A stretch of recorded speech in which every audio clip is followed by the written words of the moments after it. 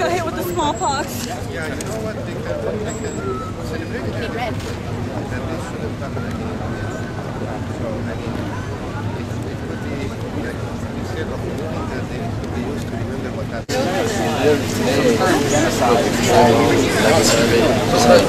It's intimidating when it comes from for any white people because you're not of us. So you have no grounds to speak about us.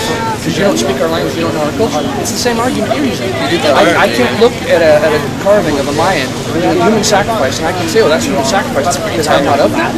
That's ignorant talk. What I'm saying is you probably have some good points with your movement. But this kind of hyperbole is going to shut a lot of people away because they're going to say you guys are not speaking logically here. So homicide. It's just over the top. Over top of genocide. Yeah, with genocide. Genocide is an intentional attempt to eradicate indigenous people. It was intentional. There's documents that say we're going to wipe these people out. Like Jackson. If you look at Jackson's papers and letters, there's a bunch of letters of him writing ways to exterminate people. Watch a movie called The Canary. You should watch a movie called The Canary Effect. The Canary Effect. It's those straight documents of like in the 1800s they were offering I think $1,000 for every head of an Indian head. Was this during a time of war? This was not in a time of war. There were wars between. This was not a time of war. This is just we'll give you $1,000 for white children being nailed to doors of settlers. Yeah, but I'm saying, and that was a war. I mean, it wasn't a war. The etymology of genocide is basically I believe part of it was because you had two different cultures that had two different philosophies about use of land and ownership.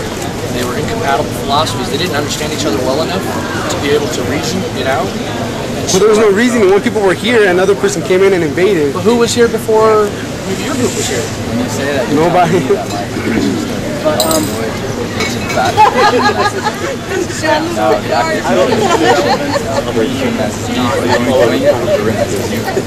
No, I'm an indigenous person. I'm not a When you say that who was here before us, you're basically saying that I'm blessing. I'm asking who was here before you. I'm not saying that you're right. I'm saying that we were here before the Four Sacred Mountains. They were here. And there were never any wars. And there were wars. And there were never people dislodged from their land. Conflict's a human condition. Every place you have human beings, but it's also conflict. They're doing harm to each other. It's also conflict. There is. Part of that. Was that the American government? Partly, but it wasn't actually the American government who started out with the American Indian genocide in what is now called the United States. Did I remind you that it was actually the British, amongst many others? It was the Spanish in Mexico, not necessarily the Mexican government. However, it is the Mexican government, and it is the American government who have kept it going right now. Genocide is still going on. Oh, absolutely. So we're lining people up and putting them in ovens? There's a lot of forms of genocide. Genocide is basically a systematic eradication of a people, and that includes culture. And I don't know if you remember the boarding schools not too long ago.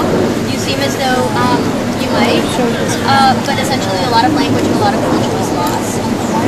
Not to mention the indigenous nations that exist right now, the conditions under which they exist. They have higher birth mortalities, rather than the rest of the U.S. has higher rates We're talking our native land, though, right? The entire land is natively, but we're talking reservations. So they're not white people running around on reservations trying to harm indigenous people. I'm fine.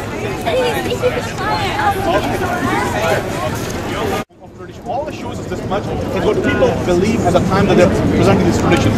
It is not. Actually, no. This is. Why is handwritten more important compared to oral? No, not handwriting is not.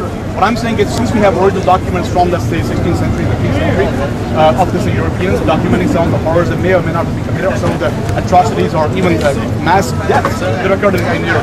Those are personal accounts. People who themselves are. So the accounts of the people here that got slaughtered, such as the Auckland people in this area, the old division on the other. Some of these missions, these churches here at this very land, this desert, were built by my people as slaves getting slaughtered. And those, of course, weren't written down. Your people were slaughtered here. For killing your own people. For thousands of them. What tribe people? I'm throwing all of them right here in this very land. Spanish conquerors came to this country, or the Europeans generally came from the old world to this world. Not everybody was a genocidal person, clearly, right? You're making a claim only against one person, Columbus, perhaps another one, like Cortez, or some of their, their minions. But the myths that came out of that are brought down to everybody else, where everybody else does not know what came out of the European settlements, of course, is the development of this land, and further also. The Hooligans made these canals right here that SRP uses as we speak, so we had obviously technological ways. Yes, exactly. The ones that were discovered like 5,000 years ago. No, like 500 years ago. Yeah, recent history. The Hooligans are still relevant to this day because of SRP. Yeah, canals were built in Iraq 5,000 years ago. But they're still used today. So the point that I make is that the discoveries of the Native Americans or any of the non-European people was really insignificant. But SRP. European contributions, and secondly, of course, when it comes to the whole premise of human rights, all these crimes against humanity or claims of genocidal slave trading, these things were a result of European enlightenment in the 18th century, of course, which also, by the way, that's fucking your opinion, dude. That is, listen, I'm not, you might contend whether they were enlightened or not, but the movement in the 18th century is known as enlightenment. One person's enlightenment, another person's death. Make fine servants. With 50 men, we can subjugate them all and make them do whatever we want.